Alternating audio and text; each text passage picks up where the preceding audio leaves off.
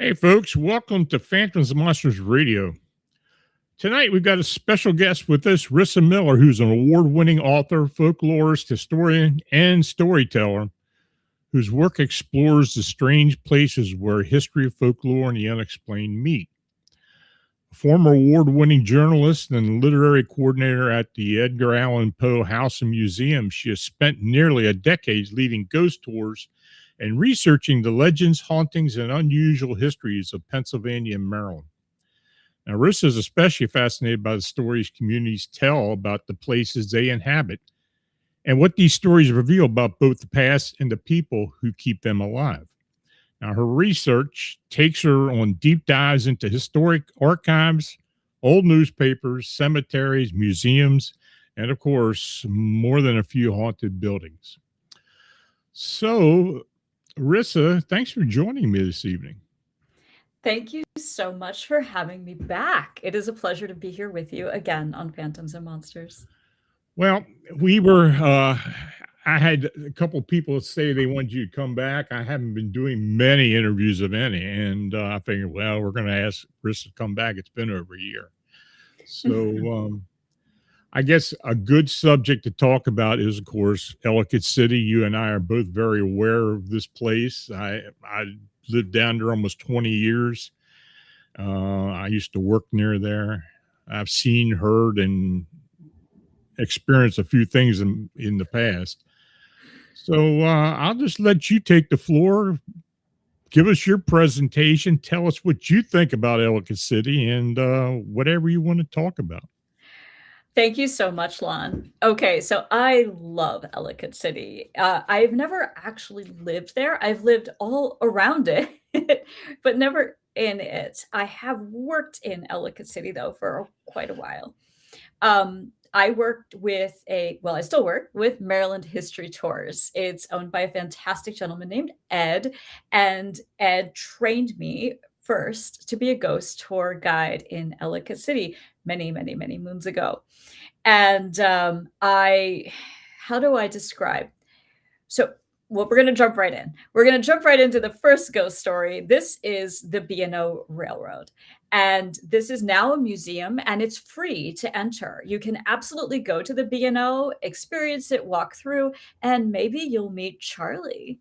Charlie is the main haunting of the B&O Railroad. Now, this building was put up in 1831.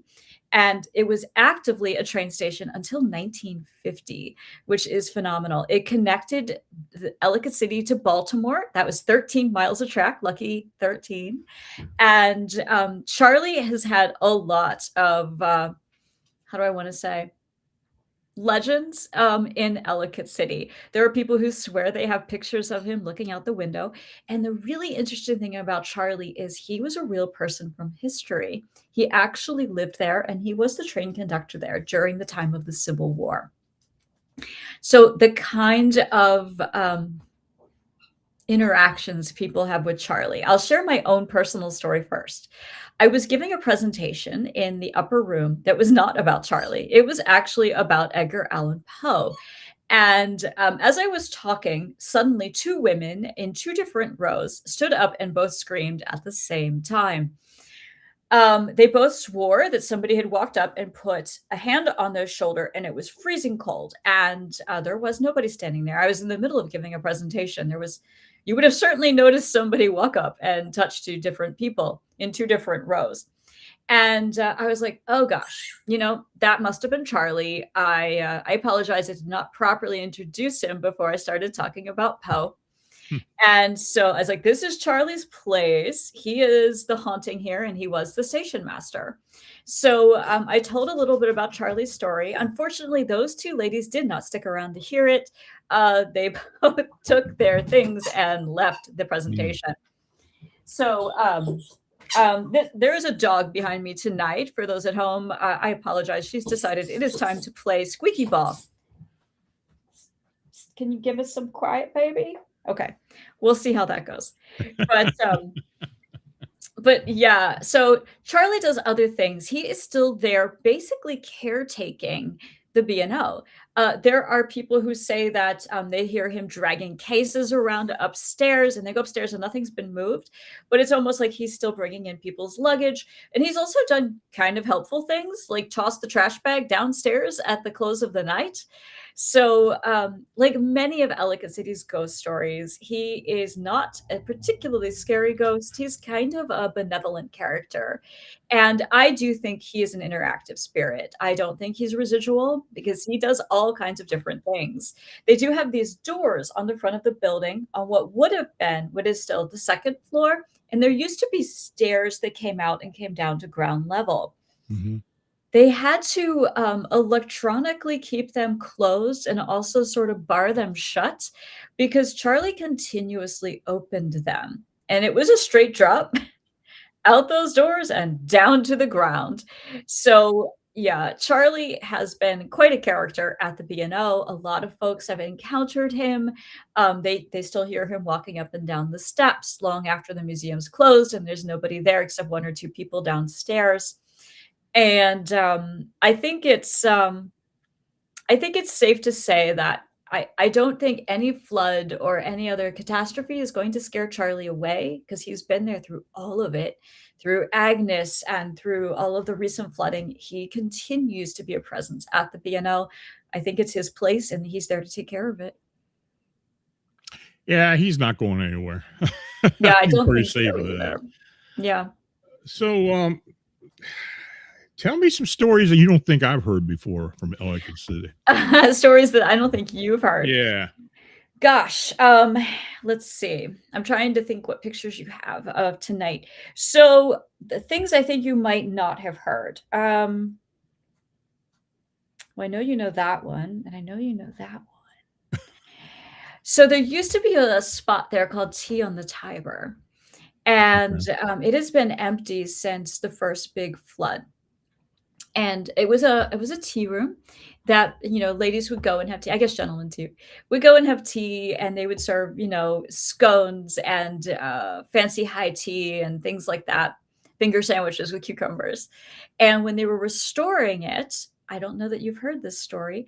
They were trying to finish painting to get the tea room open, and they came in one day and paint had been splashed all over the walls. And as they washed it down, it started to look like dried blood. So as it turns out, in that room, there had been a death of a woman named Catherine. And there were very few details in any of the historic accounts about how or why Catherine died or what was going on there. But one of the other details that we do know is that that was the town butcher for many years when it was Ellicott Mills. So we don't know if she was the wife or a daughter or an employee there. But we do know that Catherine died in that room, and it is strongly believed that when the tea room was reopening or opening, they very much witnessed her sort of saying, "Yes, that's the spot." They witnessed her sort of saying, "I'm still here and I am a presence." And then in the years to follow, while Tea and the Tiber was there, a lot of folks would hear her walking around. They'd hear like the swish of long skirts through the tea room. And honestly, in a tea room, that seems to kind of make sense. It almost feels like a good kind of haunting to have there is an old-fashioned lady. Hmm. Is that a story Yeah. you knew? Well, I didn't know that story. I know there have been a lot of stories up on Tongue Row and down around, Mhm. on Tiber. Absolutely. Yeah. And people who don't know Ellicott City, that is probably the most fascinating part of the town for me is when you go up uh, from Main Street and you go up the hill and go in through, the alley and everything. And it's like, Yeah. it's so weird. I mean, that was a thoroughfare, a main thoroughfare for the town Mhm. at one point, and it's just so narrow. And I don't even it's to think you say get it's a very wagon. narrow, yeah. Yeah, I don't know Well, if you could even get a wagon through there. you could get your horse through. Could you? That's about it. That's about it. Yeah. Yeah. So, I would love to talk a little bit about Ellicott City. So, Ellicott City, Sure. for those who don't know, is in Maryland. It is 13 miles south of Baltimore, and it was founded by Quakers, and that pretty much gave it a different personality than any other major part of Maryland that still exists today. It was founded by three brothers from Bucks County, Pennsylvania, the Ellicott brothers, Joseph, Andrew, and John, and they came there to establish a farming colony. So in that area, it was mostly tobacco plantations before them. They were grain farmers. They started Ellicott Mills. They were growing wheat and other grain crops. And that is kind of how Ellicott City got its personality. There were mills there until 2020, making Indian head cornmeal and Washington flour mix. That was there Yeah. until 2020 when they moved to the Carolinas. So it's only been 6 years out of over 250 that Ellicott did not have a grain mill, which is kind of wild. I don't even think there aren't really any functional bakeries there right now either, which is kind of sad. But It you is never kind of know. weird. Yeah. Yeah, you never know. You never know who's going to pop into one of those little shops next. But Ellicott City, because it was founded by Quakers, had a very different history. Many of the original shopkeepers, like the woman who owned Tongue Row, were women. That's what you're looking at right now is the clay grounds, and I'll come to that in a second. But Tongue Row, that you started talking about a moment ago, was indeed a business owned by a woman named Anne Tongue. She was Quaker, and she came from England after her husband's very early death with her children, and she built housing for mill workers and she rented them out. And at the time, they went for the salty price of almost $500 a year, but it's because they had fireplaces and they were pretty nice accommodations. So that said, Anne was one of many female business owners in Ellicott City. Now, I want you to remember that we're talking about the 1700s. So, female business owners weren't really very common, except in Ellicott City. Uh, Quakers allowed women to own businesses, to have their own money, to choose who they wanted to marry, to have an education, and to inherit property. This is not true most other places in America or the world, even at that time in history. So Ellicott City started with this very unique perspective that continues to this day. Even today, we haven't counted in a minute, but one time Ed from Maryland History Tours and I went through and we counted how many of those businesses today are still owned by women. And as of just a few years ago, the majority of them were still owned by women even today. So for that reason, Ellicott City has a little different perspective. But you know, since you're talking about Tongue Row, let's talk about the main haunting there. Her name is Cecilia. So, Cecilia was definitely from the Victorian era, which means that she came in maybe halfway through that 250-year history, right? And she probably lived there. She was probably somebody's wife. And Cecilia was a very active spirit for a very long time. There used to be a bookstore in the spot where the little market cafe is now, and the children's books were on the second floor. Cecilia was well known for getting children's books down and giving them to kids. Mm. That if a child went in and wanted a toy or a book that was up too high to reach, she would graciously get it down for them. And because she was never considered a dark or sinister spirit, children weren't scared of her. They just graciously took the things and it was all good.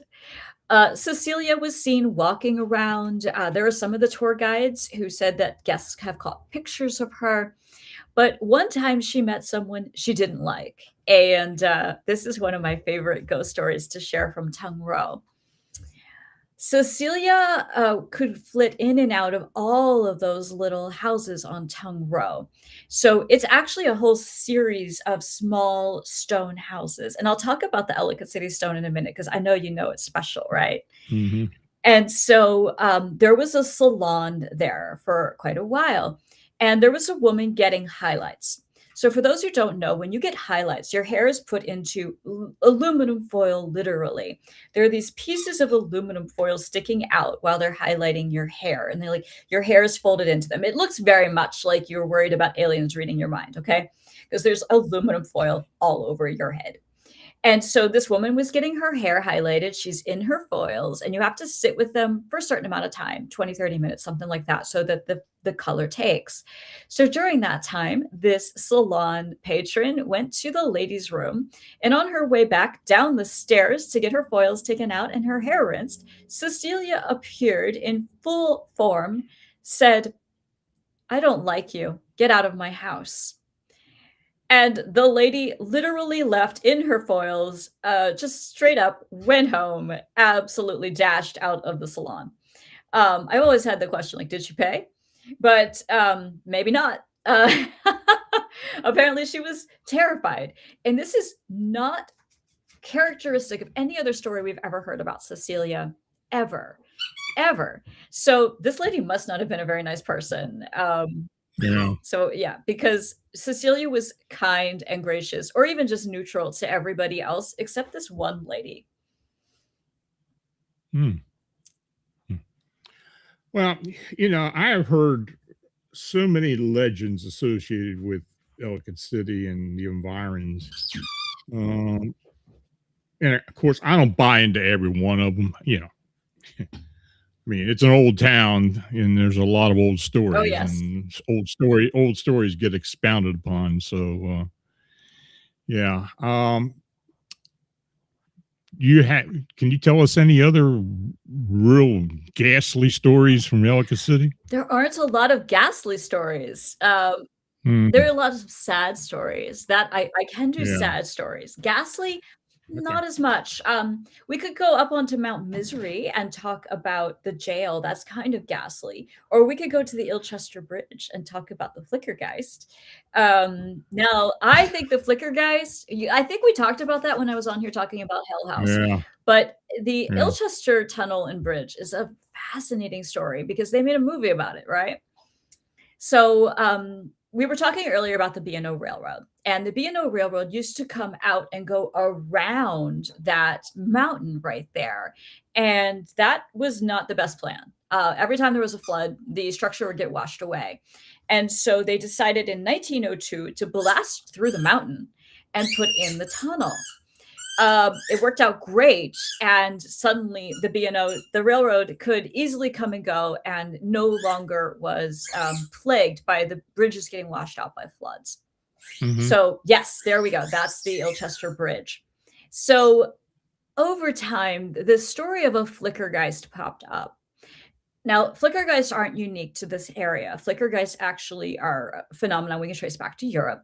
A flickergeist is a entity, I want to say. I don't know if I would use the word ghost. I'm going to say an entity that is going to lure you to your death. It is not the same as a benevolent spirit like in the rest of Ellicott City. But especially when you Right. get back in that Seven Hills area, there's a lot of dark stuff back there. So, the Flickergeist Yeah. allegedly will lure you down the tracks into the Ilchester Tunnel. And there's a great shot. Those are the tracks, that's the tunnel. I want to emphasize to everybody listening that these tracks are still live today. I have never, ever, ever personally walked them because I don't want to get hit by a train. So, I people are always like, "Did you walk down there?" I'm like, "Absolutely not. A, it's illegal. B, those are live tracks. Like, if a train should come Yeah. along and I'm like, busy taking pictures or distracted, that there's nowhere to go." So, and I can't Yeah, personally, and that tunnel isn't long either, so they come through there pretty they quick. sure do. And I'm not personally fast enough or fit enough to outrun a train. So, I know I've never walked the tracks into the tunnel, nor do I plan to. This would be a great spot if, somebody has a drone. That's how you get those pictures, right? Yeah. So, all of that said, the Flickergeist is an entity that, as you get closer to it, you feel like you're being stared at. And the whole idea is you don't blink. That's what they also call this entity the Blink Man. You don't blink. The minute you blink, he can take you. But the thing is, you're Mm. also going to be distracted and you're gonna have to blink because humans have to blink. Our eyes will be damaged if we go longer than however many so seconds without blinking. And every time you blink, he's closer, he's closer, he's closer. And finally, he's so close that you haven't noticed that he's about to push you in front of the oncoming train. And that is how that story goes. Oh. In 2008, a movie, I'm sorry, 2018, a movie was released called Butterfly Kisses. And the whole idea is that you've gotten close enough to the Blink Man that your eyelashes can touch, which is quite terrifying, to be totally honest.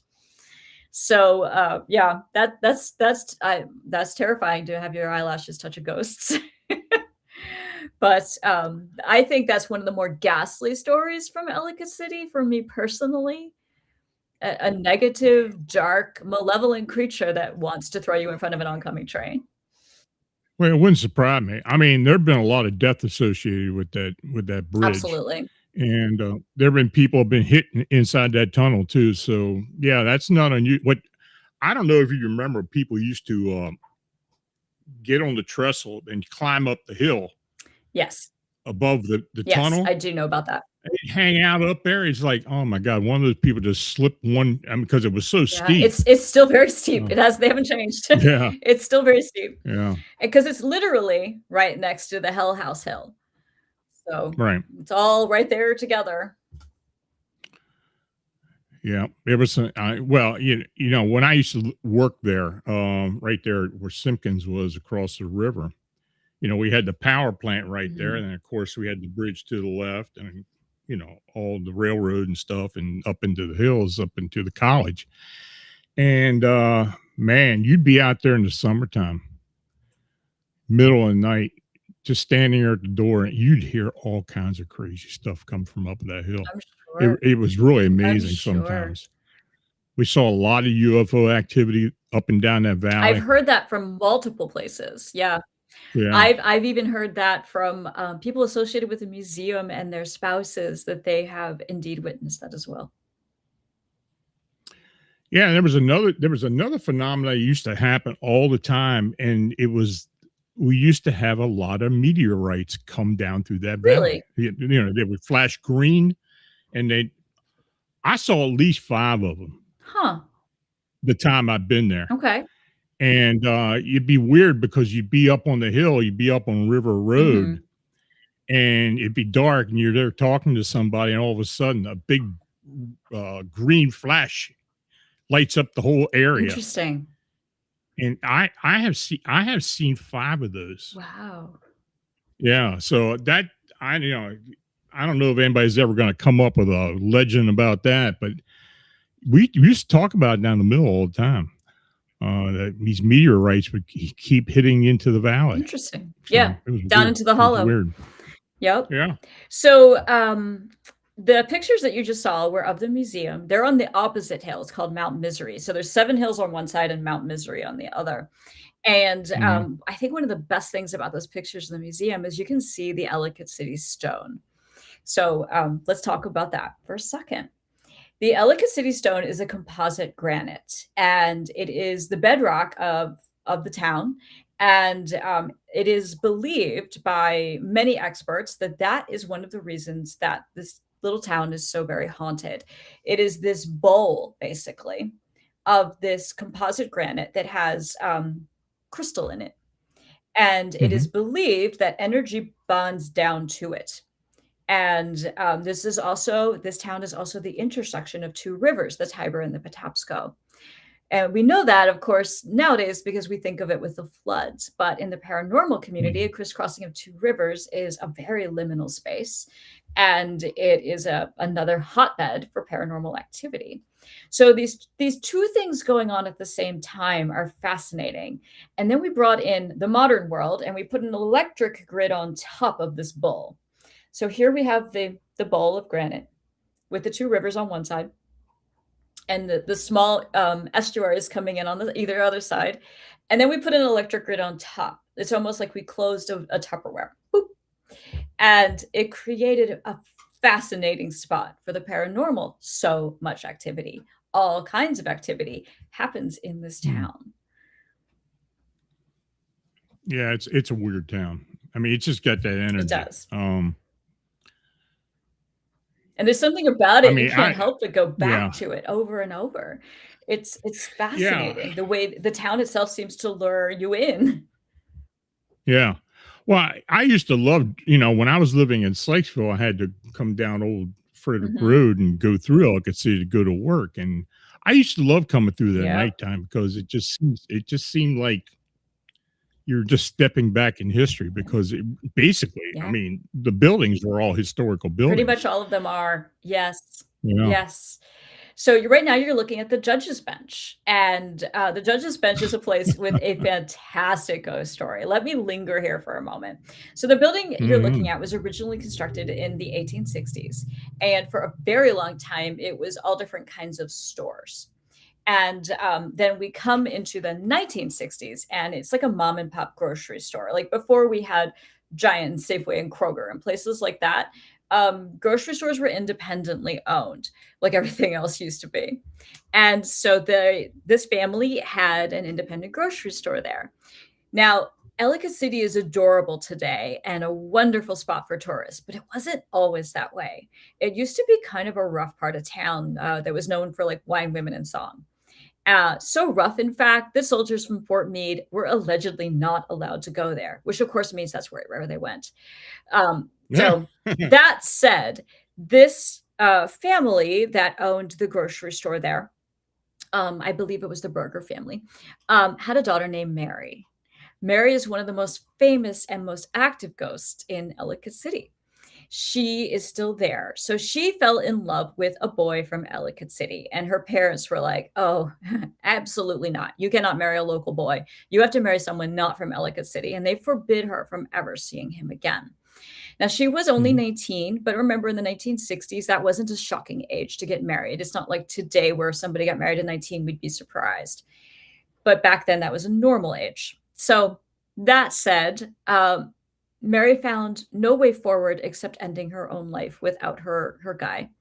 And on that 3rd floor of that building, she ended her life, and to this day, it is said that she's still there.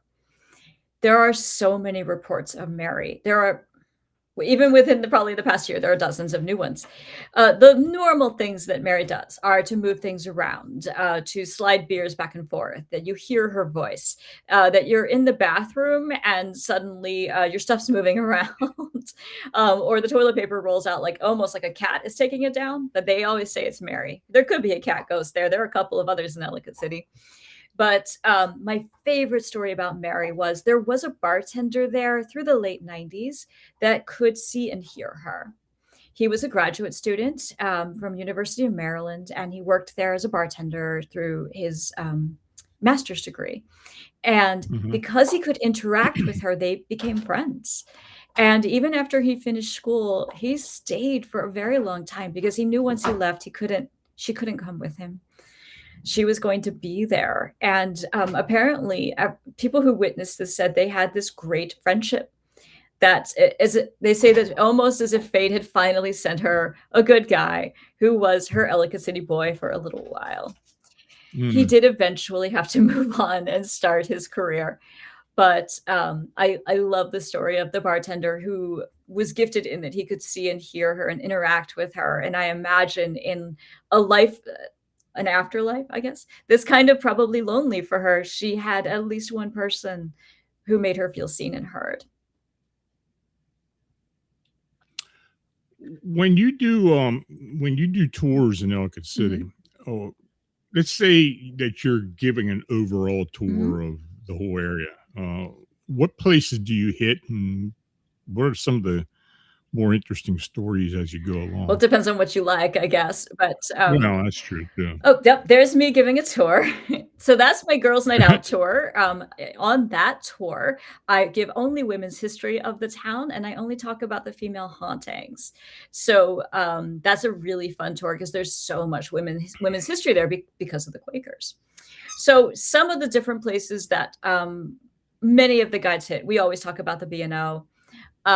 We often will talk about Tongue Row. We will talk about the old jail up on top of Mount Misery.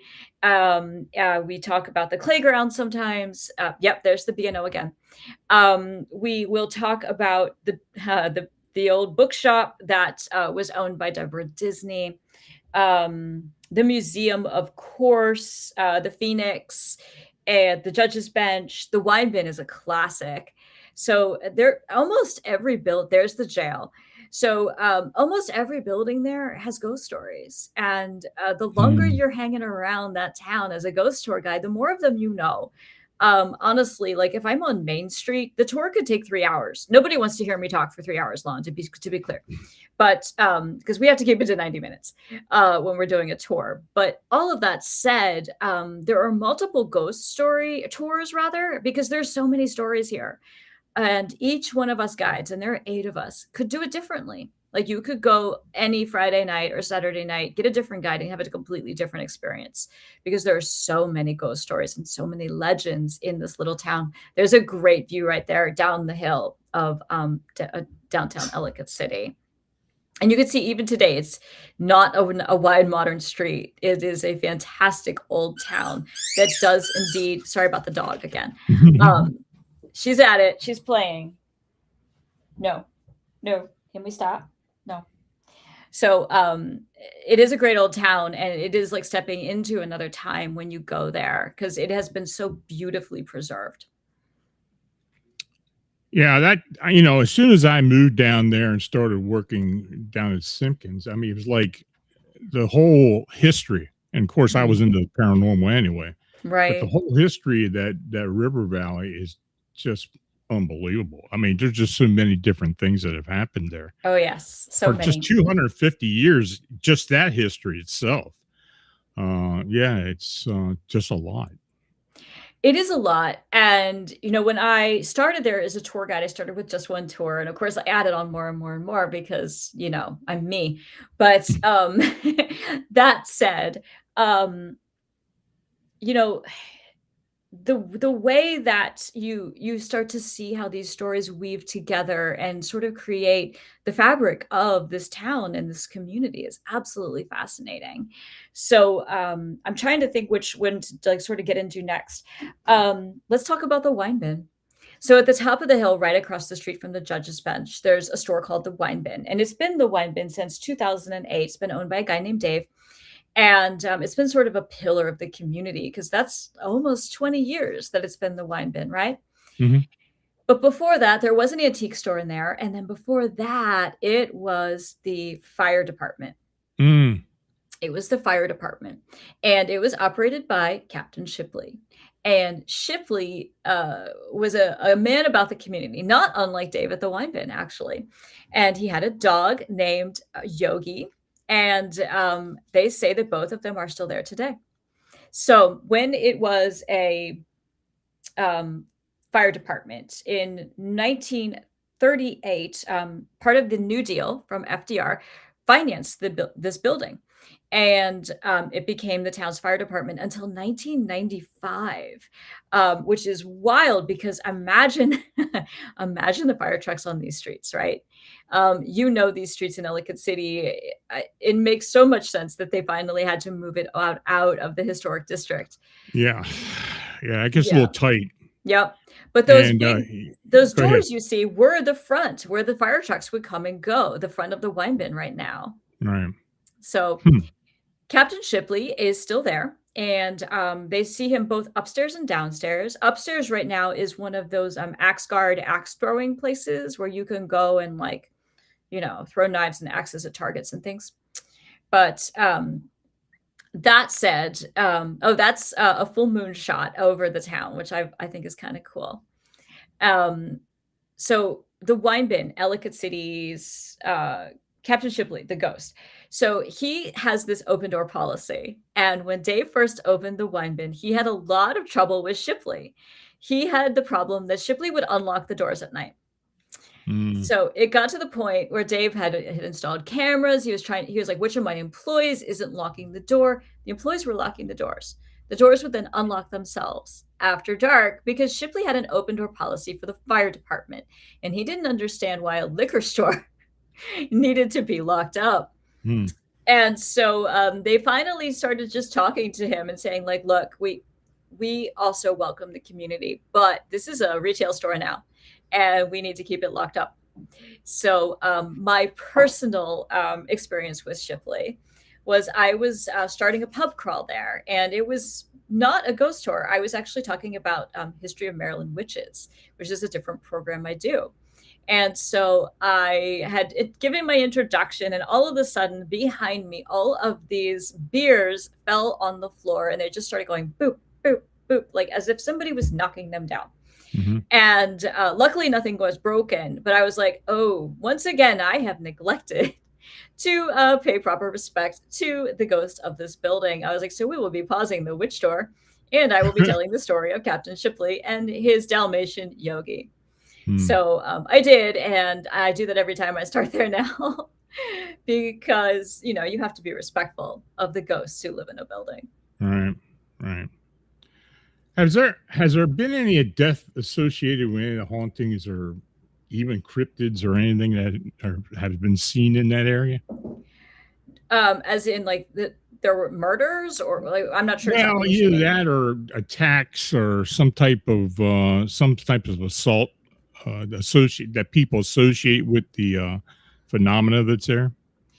There's a tragic story of a girl who was raped and murdered and is still a haunting in Ellicott City. And her name was Gertrude in life. And she was in the building that was originally in the fire department before Shipley's, where they kept the horses for the bucket brigade.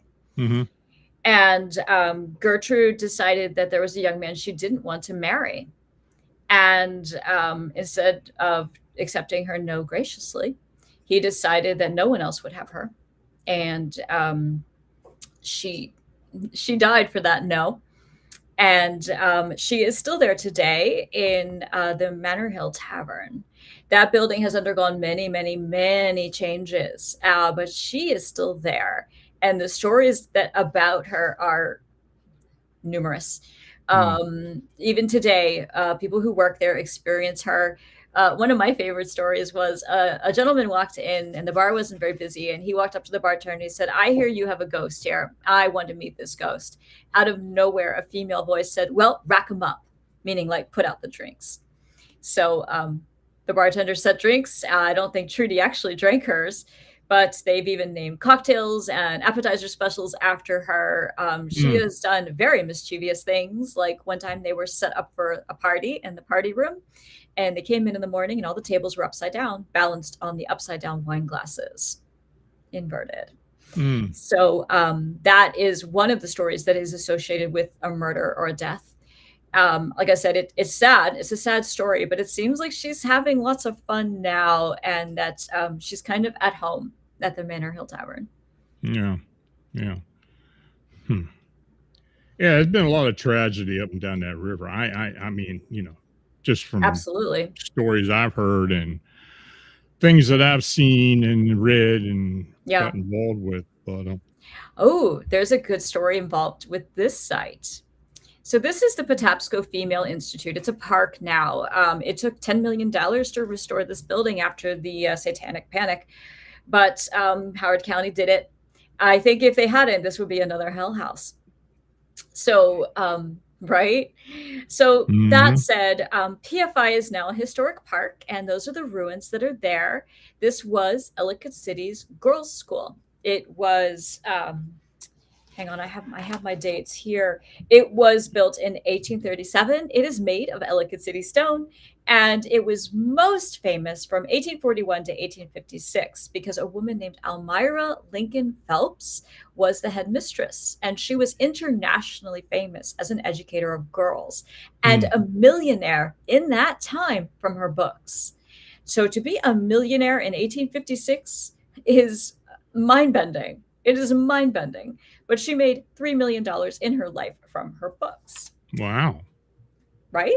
So that's pretty amazing for that time. right? Anyway. It is. Yeah. It is. Yeah. She's quite something. If you're interested in women's history, Almira Lincoln Phelps is definitely a name to look at.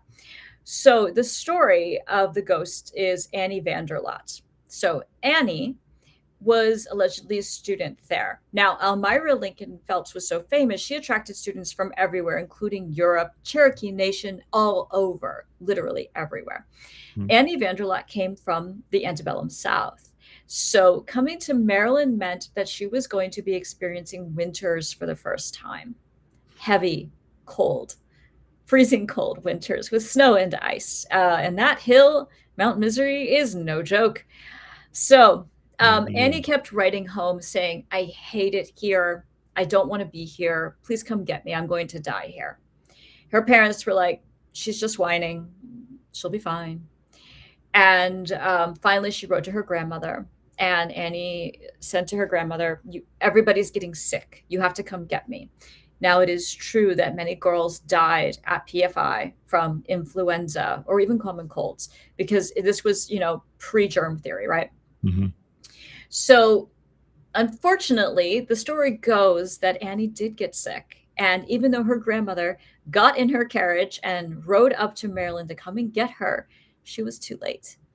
Annie had died until her grandmother got there to retrieve her and take her back.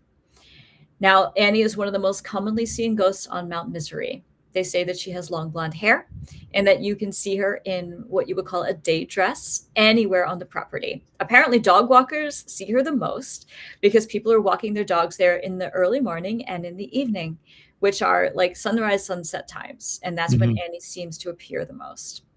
She's not the only ghost of PFI. There are others. There's the shadow, which is just a disembodied shadow that seems to walk around and stand next to people. There's no person, but there'll be a shadow cast next to you as though somebody is standing there. And then there is a residual, which is a man from the 1950s who appears in like his vest and attire, smoking a cigar. And you see him walking on a floor that's not there because that part of the building does not exist anymore. So I have not personally witnessed Annie or the cigar smoking man or the shadow, but I know a lot of people who have, including Ed, the man who owns Maryland History Tours. He was there for a historic event. And sure enough, he looked down and saw a shadow next to his, and he looked next to him and there was nobody there. He said he went and got in the car. And I was like, Ed, I don't think a car door would stop a ghost. And he's like, yeah, I know that. He's like, but I felt better about it. So there that is. But Annie's story is tragic, and it is an unfortunate death. But in both of the schools, both PFI and at the school that was Hell House, it was very real that people would die of influenza or pneumonia. Those things definitely really happened.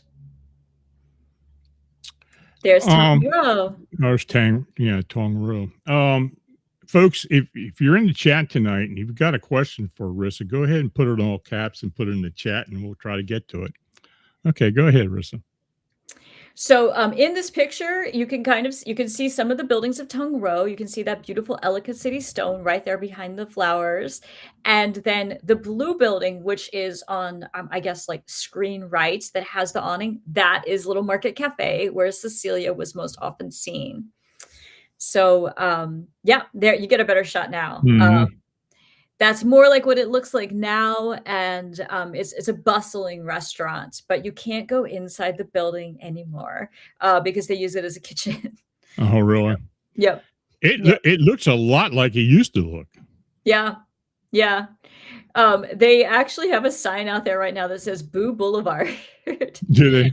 Yeah, it's super cute. I when I saw it the first time, I laughed out loud. It's somewhere in this mix of photos. I don't know actually what I called it, but, I don't know if we'll see it tonight or not, but it is cute, and it's almost like they're sort of claiming their haunted history there on Tongue Row, Yeah. 'cause Yeah. it's not just a Halloween thing, it's out all the time.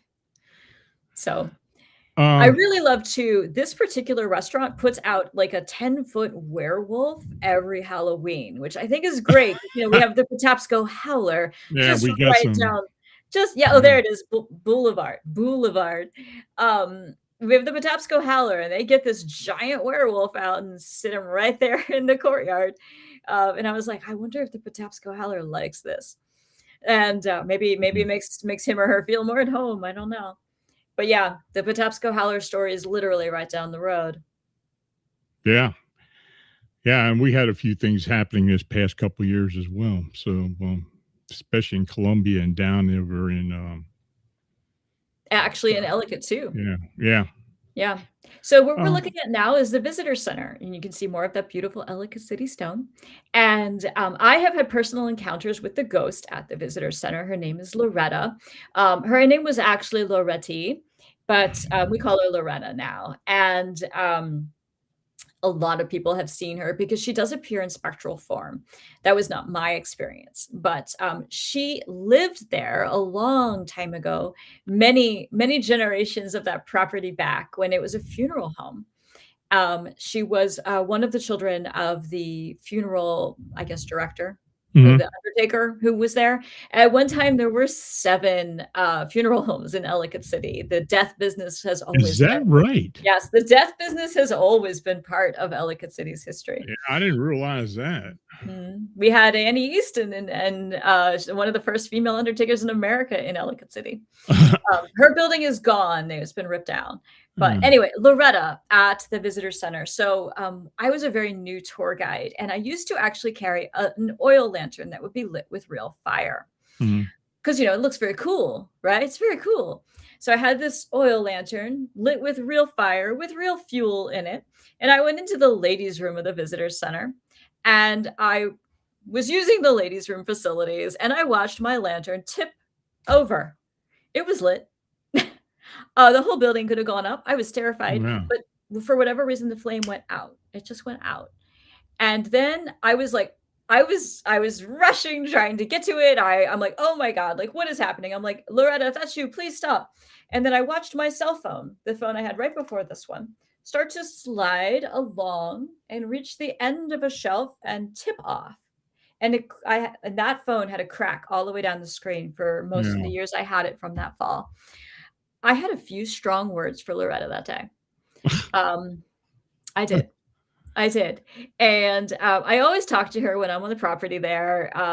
She rarely talks back, but she does. I'm not the only person who moves, who's experienced her moving things around in the bathroom. For whatever reason, she seems to be active in the bathroom. My boss, Ed, said when he used to have his office there at the visitor center, he looked into his screen, like I'm looking at you right now, and he saw a reflection of her standing right behind him, looking over his shoulder. People have seen her reflection a lot, in the bathroom Mhm. and, in computer screens, in the windows upstairs. So, she's definitely around, and I wouldn't say she's malevolent, but she's definitely curious and she's playful. Mhm. Got a question here from Lala Bright. Have you ever wondered whether telling a ghost story over and over could somehow give that story a life of its own? Oh, it absolutely gives that story a life of its own. A 100%. So, It keeps these stories alive, first of all, Mm, and it keeps a mm, face on the history of this town or whatever town the stories are about. And I think that's one of my favorite pieces of the ghost story phenomenon is that okay, most people look at history as a really dry, dead thing that no mhm, longer relates to them. But when you give it a ghost story, you are giving it a personality, perhaps a tragedy, but a life. You're giving it a life. And suddenly history is a lot more interesting. So you mm, can be like, when did Loretta live? What was it like to be the daughter of an undertaker in, the 1800s? What did that life look like? And, maybe because we're still talking about Loretta today, she sticks around. I mean, who knows how it works to be a ghost? I surely do not. I cannot explain the phenomenon. I know there's some, feeling that residuals have a scientific-ish explanation, being mhm, like a scar on time space, but there is no explanation for the interactive intelligent ghosts. mm. We just don't know. And a lot of non-believers just haven't experienced it. And I think once you do, it's very hard to get it out of your brain. Yeah, the best witnesses are non-believers The that saw skeptics, something. yeah. I love the skeptics on my tours, Lon. They are my favorite guests because it is always them that prove the point. Yep. Yeah, absolutely. Cheers to the Happens a lot. skeptics. Sir Wolf, hi Rissa. Is there granite underneath the whole town? Did they incorporate granite in their houses, walls, etc.? Yeah, Yes and right. yes. Yes, Yes yes, and yeah. yes. Mhm. Yeah, Yeah, I I think it's actually very have a similar piece of to it. I what wish I brought it. I I think the forgot it. granite is very similar to what they got up in Gettysburg, that how It real is. high Mhm. bedrock. And but the interesting thing about here in South Central Pennsylvania and the connection with the harbor and is that we have these underground aquifers that run 50, 60 miles north from the bay. Mhm. So with all that water very close to the surface, I mean, you would think the hauntings and some of the other activity would be, you know, crazy, and which it is. I mean, we get so much goes on in Gettysburg in particular, of course, here in Ellicott City and other areas. It's that, and I believe it on that very high bedrock. Because you go to Gettysburg, you can see the bedrock in certain areas that's You just can. sticking You can out. Ellicott too. Ellicott too. Yeah, Yeah, yeah. yeah. So I don't know. I just figured it had to be had to be a very high quartz type of granite that is in both locations. I ages ago, I was super curious. So I interviewed a geologist, and Mm, his big takeaway was he said that we know that certain kinds of stone, certain kinds of rock do radiate energy. They can scientifically prove that certain rock radiates energy of its own, has an electromagnetic frequency that is measurable. And he said there are other stones that, very sensitive people get headaches around, or they feel auras around, or like, and I mean like migraine auras. And he's like, "I can't say that it's wrong." He's like, "I can't say that this theory is not true." He's like, "It could be true." He's like, "We just maybe don't have the science to understand it yet," which mm, I thought was an interesting thing to come from a scientist, mm, because he said that in his long career with geology, that there were too many things he couldn't explain and a lot of coincidences, and he said that he feels in science coincidences are leading somewhere, but he couldn't say what it was. right. Huh. Well, he's got more of an open mind than a lot of these people. It's true. It's true. Yeah. So, Rissa, what do you have plans to what's going on for the rest of the year with you and any other projects? I know you're thinking about doing another book. Anything else going on? Well, in Ellicott City, if you want to come see me there, I have a ton of stuff booked in October, November, and December. I have ghost tours and pub crawls, and I'll be doing my girls' night out again. And again, that is only for female identifying guests, but it is lots of fun because there's so much women's history there. And I will be presenting a new program in Ellicott City, which is Urban Legends of Maryland. And that will be at the museum. I love being at the museum because it's haunted and sometimes the ghosts actually show up. Yeah. They actually show up in the middle of me talking, It's a and nice yeah, location it's too. great. Yeah, the museum is beautiful. It's the old Presbyterian church. For those who don't know, we did show pictures of it a bit ago. And I have had the ghosts literally show up and the whole room be so cold you could see your breath. So it's a wild location to give talks and to perform in that way. Hmm. But yes, and then on November Friday the 13th, I will be doing history of superstitions at the museum. And later in December, Krampus will be joining me for my holiday cryptids program. So it's always fun. Krampus is a fantastic addition to the show. Right. So, but yes, and if you love Ellicott City, Maryland History Tours does ghost tours there every Friday and Saturday night on Mount Misery and Main Street. And then in October, there's even more. Right. So it's a great place to go, walk around all afternoon, grab some food, lots of great small businesses to support, and then take a ghost tour at night.